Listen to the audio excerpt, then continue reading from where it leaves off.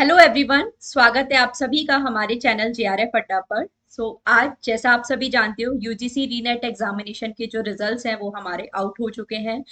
आज हमारे साथ है हमारी स्टूडेंट रोशनी जी। तो आज इनके बारे में हम लोग जानेंगे, इनकी क्या स्टोरी रही है, कैसे इन्होंने फर्स्ट अटेम्प्ट में एग्जामिनेशन को क्वालिफाई किया है, वो भी एमए के साथ। तो पूरी इनकी क्या जर्नी रही है, कैसे उन्होंने तैयारी की, कैसे प्रिपरेशन की, कैसे इस एग्जामिनेशन स्ट्रेस को हैंडल किया, सारी चीजें हम लोग डिस्कस करेंगे। तो सबसे पहले रोशनी जी, आप अपने बारे में बताइए थोड़ा सा। मेरा नाम रोशनी मौर्य है। मैं रायबरेली उत्तर प्रदेश से हूँ। फर्स्ट ऑफ ऑल मैं थैंक्स करना चाहूँगी my sociology mentor Juhi ma'am and Aditi ma'am, Rachna ma'am, Ayushi ma'am and whole JRF Adda team. Ma'am, सबसे पहले तो मैंने सोचा नहीं था नेट का प्रिपरेशन करने का, लेकिन दिमाग में कहीं न कहीं था कि मेरे पापा का सपना था कि वो मुझे टीचिंग लाइन में ही भेजना चाहते थे। तो पहले मैंने और भी अदर कॉम्पिटिटिव एग्जाम्स की तैयारी की, कहीं पे भी मेरा एग्जाम नहीं निकला था। तो मैं एमए कर रही थी, साथ साथ तैयारी कर रही थी। तो मैंने यूट्यूब पे ऐसे वीडियो देखी अदिति मैम की, तो उनका मुझे पढ़ाने का जो तरीका वो बहुत अच्छा लगा। तो मैंने कोर्स परचेज करने का सोचा। तो कोर्स लेने के बाद मैंने कोई भी अदर बुक नहीं पढ़ी थी, कोई भी सोशियोलॉजी की बुक नहीं पढ़ी थी। सिर्फ कोर्स से ही मैंने सारी क्लासेस डेली लेती थी। अगर कोई भी क्लास मिस हो जाती थी, जैसे मैं एमए कर रही थी साथ में, तो प्रॉब्लम होती थी, जैसे क्लास चली जाती थी तो उस वक्त क्लास मेरी मिस हो जाती थी, या एग्जाम चल रहे हैं तब भी क्लास मिस हो जाती थी। तो मैं फिर उसे बाद में कवर अप कर लेती थी, और उसी के सारे नोट्स जो पीडीएफ मिलते थे, उन्हीं से पीडीएफ से नोट्स सारे कंप्लीट कर लेती थी, उसी से रिवीजन करती थी। और सबसे ज़्यादा जो हेल्पफुल हैंड रिटन नोट्स जो दी गई थी हमें, वो बहुत ही ज़्यादा हेल्पफुल रहीं। उन्होंने लास्ट टाइम नोट्स की मदद से रिवीजन करने में बहुत ज़्यादा हेल्प मिली। नोट्स में मैंने जो इम्पोर्टेंट पॉइंट्स थे, उनको हाइलाइट कर दिया, जो कि लास्ट टाइम रिवीजन में बहुत ज़्यादा हेल्पफुल रहा।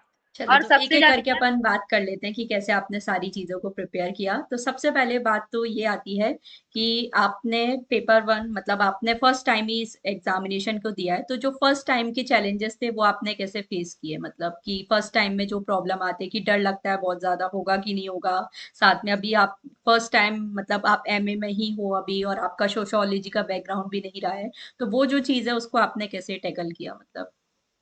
मैम, डर तो लगता ही है, सारे हम्म। एग्ज़ाम में ही डर लगता है, लेकिन आपका आपका भी देखा था मैंने, वीडियो और इंटरव्यू सुना था।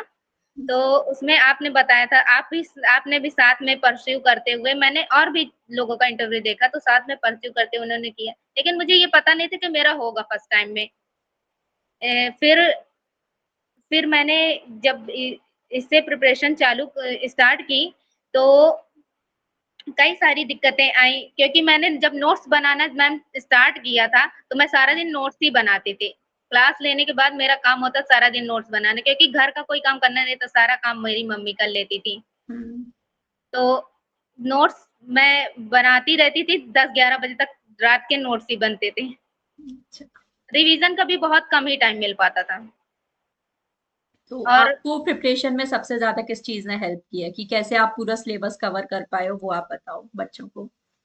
मैम, सबसे ज़्यादा हेल्प तो मैम कोर्स का कंटिन्यू, अगर कंसिस्टेंसी से हम देखते रहेंगे तो सारा कोर्स आराम से कंप्लीट होगा, कि उतना टाइमलाइन में कोर्स कंप्लीट होना ही है। और उसके बाद जो रीनेट एग्ज़ाम हुआ, उसमें एक चीज़ का और टाइम मिल गया मैम, जैसे मैंने वो उस वक़्त मेरे एग्ज़ाम चल रहे थे जून वाले अटेम्प्ट के वक़्त, तो मैंने मॉक टेस्ट वग़ैरह बहुत कम सॉल्व किए थे। और रीनेट जब हुआ तो मेरे पास टाइम था, तो मैंने 15 mock test full length solve किए थे। और मैम, जो जो तो जो मतलब हाफ। आप भी ये मानते हो कि मॉक टेस्ट का सबसे बड़ा रोल रहता है? जैसे मैं भी हमेशा आपको बोलती हूँ कि अगर आपको एग्जामिनेशन को क्वालिफाई करना है तो मिनिमम 10 से 15 मॉक टेस्ट है जो हमें देनी ही चाहिए। और यस ये चीज आप सभी लोगों के लिए भी एक इम्पॉर्टेंट चीज है नोट डाउन करने के लिए, कि अगर आप भी इस एग्जामिनेशन को क्वालिफाई करने के बारे में सोच रहे हो, अगर आप भी बिगनर्स हो या आप पहले भी तैयारी कर चुके हो, तो ये चीज है जो अक्सर हम लोग मिस आउट कर देते हैं, क्योंकि हमें लगता है कि ठीक है मॉक टेस्ट है हम लोग करते ही तो हैं, क्लासेस में भी तो क्वेश्चन सॉल्व करते हैं, बट जो मॉक टेस्ट है वो आपको एक अलग ही फील देते हैं। सो उस चीज पर आप सभी लोगों के लिए भी ये एक नोट डाउन करने वाली चीज है कि मॉक टेस्ट तो हमें जरूर प्रैक्टिस करने हैं, चाहे आप करो, मिनिमम आपको 10 से 15 मॉक टेस्ट है जो मेरे अकॉर्डिंग है करनी ही चाहिए। और ये मेरा भी पर्सनल एक्सपीरियंस रहा है, मैंने भी फर्स्ट अटेम्प्ट में उतने ज्यादा नहीं किए थे, फिर सेकेंड अटेम्प्ट में मैंने भी इसी चीज को इम्प्रूव किया, और जो रिजल्ट है फिर वो आप सभी जानती हो। सो मॉक टेस्ट मैम, सबसे बड़ी चीज है। मॉक टेस्ट से पता चल जाता है कितने पानी में है, हाँ क्या बिल्कुल। कितना आ रहा है। और टाइम मैनेजमेंट का भी बहुत बड़ा हाँ, रोल वो आप होता है। बताओ कि आपने कैसे एमए के साथ किया, क्योंकि बहुत सारे ऐसे स्टूडेंट हैं जो एमए के साथ करते हैं या जो ऑलरेडी जॉब है, तो टाइम मैनेजमेंट आपने कैसे किया कि अपना एमए और यूजीसी नेट की प्रिपरेशन साथ में आपने कैसे बैलेंस की? मैम यूजीसी नेट का सिलेबस जैसे ही अदिति मैम बोलती मदर ऑफ ऑल सिलेबस है, हम्म। तो मैम एमए का अगर साथ में परस्यू कर रहे हैं तो अब और आसान हो जाता है, मुझे लगता है कि नेट क्वालिफाई करना, बिल्कुल। नेट जेआरएफ क्वालिफाई करना और भी ज्यादा आसान होता है, क्योंकि अगर मैम सिलेबस में जो हम कॉलेज में हम पढ़ रहे फ्लो हैं में वो रहते भी हैं तो इजी हो जाती है चीजें। हाँ, वो भी सेम होता है। और मैम मुझे तो बहुत ज्यादा हेल्प मिली मेरे सेमेस्टर एग्जाम्स में भी पेड कोर्स की वजह से, क्योंकि कॉलेज में उतनी ज्यादा अच्छी पढ़ाई नहीं होती। हम्म। तो मैम कोई कोर्स की वजह से मेरे अच्छे मार्क्स आए। फर्स्ट फर्स्ट सेमेस्टर में मेरे 75% बने थे इसी की वजह से। तो जो हमारा कोर्स है उसने आपको एमए एग्जामिनेशन में भी हेल्प किया। यस मैम, चलिए, बहुत और ज्यादा हेल्प। अच्छी बात है। और आप बताओ कि आपने, आपको क्या लगता है कि आपने आपकी प्रिपरेशन में क्या एक ऐसी चीज थी जिसने आपको सबसे ज्यादा हेल्प किया और जिसकी वजह से आपने फर्स्ट अटेम्प्ट में इस एग्जामिनेशन को क्वालिफाई किया? मैम सबसे ज्यादा तो लगता है कि क्वेश्चन प्रैक्टिस। हाँ बिल्कुल। क्वेश्चन प्रैक्टिस के बिना नहीं हो सकता, क्योंकि मैम जो रीनेट से पहले वाला अटेम्प्ट था वो दिया था, तो मैंने क्वेश्चन प्रैक्टिस ज्यादा नहीं की थी। हम्म। तो लेकिन क्वेश्चन। उसके बाद मैंने प्रैक्टिस किया, तो क्योंकि मुझे पता था कि होना तो कुछ है नहीं अभी मेरा। हम्म। और मैम जब मैंने इसका कोर्स परचेज किया था, तो जो जेआरएफ अड्डा की वो टीम है, जो जो कॉल हाँ। जिनकी जिनसे कॉल पे बात होती, तो मैम वो लोग भी बहुत अच्छा मोटिवेट करते हैं। मैम हमने बोला कि हमको दिसंबर के लिए कोर्स लेना, तो कह रहे हैं नहीं मैम आप जून में ही प्रिपरेशन करिए, जून के लिए तैयारी करिए। मैम मुझे क्या पता था कि मेरा हो जाएगा। चलो अच्छी बात है, ये तो अच्छी है। मैम ये मतलब हम्म। टीम भी बहुत अच्छी है मैम की, कि हम्म। वो भी मोटिवेट करते हैं।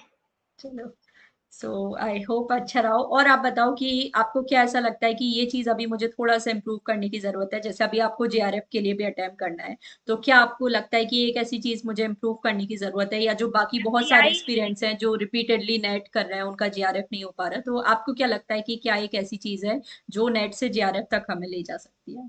मैम डीआई डीआई में मैंने मिस्टेक की, मतलब मेरे पेपर वन हम डीआई। लोग बोल सकते हैं, क्योंकि अक्सर हमारे साथ ऐसा होता है सोशियोलॉजी वाले बच्चे, क्योंकि इतना बैकग्राउंड हमारा नहीं रहा है, तो वो मैथ्स और डीआई का पोर्शन हम लोग छोड़ देते हैं। और ये चीज मैं भी हमेशा आपको क्लासेस में बोलती हूँ कि नियम बना लो अपना, एक डीआई तो हमें करना ही करना है डेली का, अगर आपको बहुत ज्यादा करते हैं, बट प्रॉब्लम। वो ना क्वेश्चन नहीं आते तो छोड़ देते हैं, हाँ। इसी चक्कर में रह जाता है। मेरी भी मोस्टली जितने स्टूडेंट से बात हुई है ये मिस्टेक है जो हम लोग करते हैं कि डीआई वगैरह जो छोड़ देते हैं, तो इस मैम चीज को अपना आरसी इम्प्रूव में करो। आरसी में तो 3-4 सही हो जाते हैं, एक हम्म। एक या 2 मान सकते हैं कि गलत हो हाँ। आरसी में, लेकिन डीआई में दिक्कत हो मैम। और बाकी यूनिट्स में तो काफ़ी क्वेश्चन सही हो जाते हैं, जैसे हाँ। टीचिंग एप्टीट्यूड, कम्युनिकेशन वगैरह।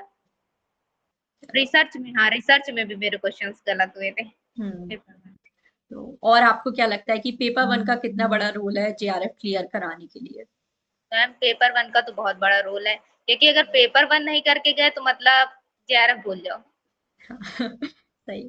चलो, और आप कुछ ऐसा शेयर करना चाह रहे हो जो मैंने आपसे नहीं पूछा हो?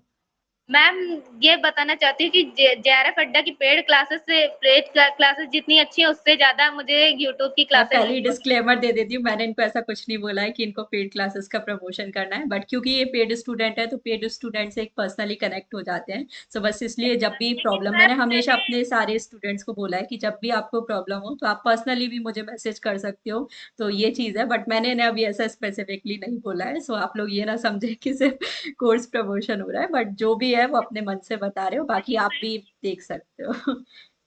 नहीं मैम बहुत अच्छी क्लासेस होती, मतलब यूट्यूब क्लासेस से भी कोई भी बच्चा चाहे तो वो क्वालिफाई कर सकता है। अगर वो साथ में एमए भी कर रहा है तो वो मतलब बिना पेड लिए भी पढ़ सकता है। जैसे बहुत सारे लोगों को फाइनेंशियल इश्यूज हो जाते हैं तो वो कोर्स इतना महंगा परचेज नहीं कर पाते, लेकिन जेआरएफ अड्डा की सारी क्लासेस ही बहुत अच्छी, बहुत फ्रूटफुल है। बट पेड में थोड़ा सा पर्सनल कनेक्शन ज्यादा मिल जाता है, ये तो वो पर्सनल स्टूडेंट मिल को जाता है बेनिफिट कर और ये जाता है। रहता है कि सारी चीजें सेलेक्टेड सॉर्टेड रहती हैं, हाँ, बस मतलब यूट्यूब पे सबको थोड़ा इक्वल बिखरा टाइम हुआ फिक्स कंटेंट रहता है। रहता है तो वो प्रॉब्लम आ जाती है बस। मैम क्लासेस का भी टाइम फिक्स रहता है, ये आज करना है, खुद की मतलब टेंशन नहीं है कि सोचना है कि ये आज ये पढ़ना है, ये पढ़ना है, ये पढ़ना हम्म। है।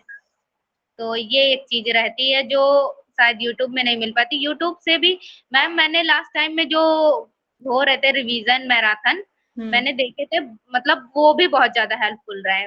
मैंने उनको भी देखा तो उनसे भी मतलब मैंने शॉर्ट नोट्स छोटे-छोटे बना लिए थे अपने, क्योंकि मैंने शुरुआत में बहुत बड़े-बड़े नोट्स बनाए तो उन्हीं को तो लास्ट टाइम में मेरा पढ़ने का बिल्कुल मन नहीं कर रहा था। हाँ, चलो। तो वो जो तो शॉर्ट नोट्स हैं वो बहुत ज़्यादा हेल्पफुल रहे।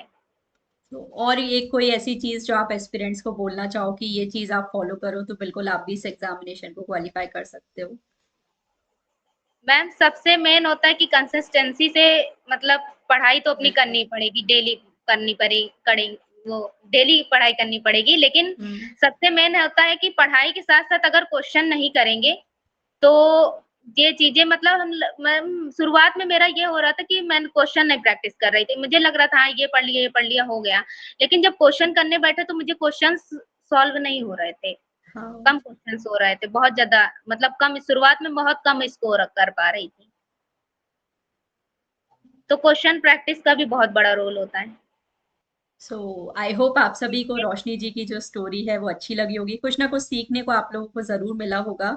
ये स्टोरी लाने का बस एक यही मोटिव था कि बहुत सारे फियर है जो स्टूडेंट को रहता है कि फर्स्ट अटेम्प्ट में हम लोग क्वालिफाई नहीं कर सकते, या हम ऑलरेडी कहीं काम कर रहे हैं, या अभी हमसे फहमे में है तो पता नहीं मैनेज कर पाएंगे या नहीं कर पाएंगे। तो ऐसा कुछ नहीं है, अगर आप कंसिस्टेंटली चीजों को फॉलो करो, राइट सोर्सेज को फॉलो करो, राइट गाइडेंस को अगर आप फॉलो करो, और सबसे बड़ी बात है कि अपने अंदर सेल्फ कॉन्फिडेंस तो सबसे पहले आपको होना ही चाहिए। अगर आप एक प्रॉपर स्ट्रेटेजी के साथ अपनी प्रिपरेशन स्टार्ट करते हैं तो बिल्कुल आप भी इस एग्जामिनेशन को क्वालिफाई कर सकते हैं।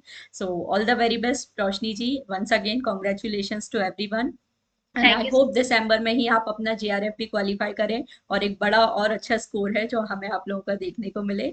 सो चलते हैं, अभी हम मिलेंगे एक और सक्सेस स्टोरी के साथ, और स्टूडेंट्स की स्टोरीज मैं आप सभी के लोगों के लिए जरूर शेयर करूंगी। बाकी क्या स्ट्रेटेजी रही स्टूडेंट्स की, और कोई आपका क्वेश्चन है जो आप पर्टिकुलरली चाहते हो किसी स्टूडेंट से मैं आपके लिए पूछूं, तो वो भी आप मुझे कॉमेंट सेक्शन में बता सकते हैं। आज कॉमेंट्स में सभी का कॉन्ग्रेचुलेशन आ जानी चाहिए रोशनी जी के लिए। और कोई भी आपको क्वेरी है, कोई आप हेल्प अगर चाहते हो तो वो भी जरूर कमेंट सेक्शन में बता सकते हैं।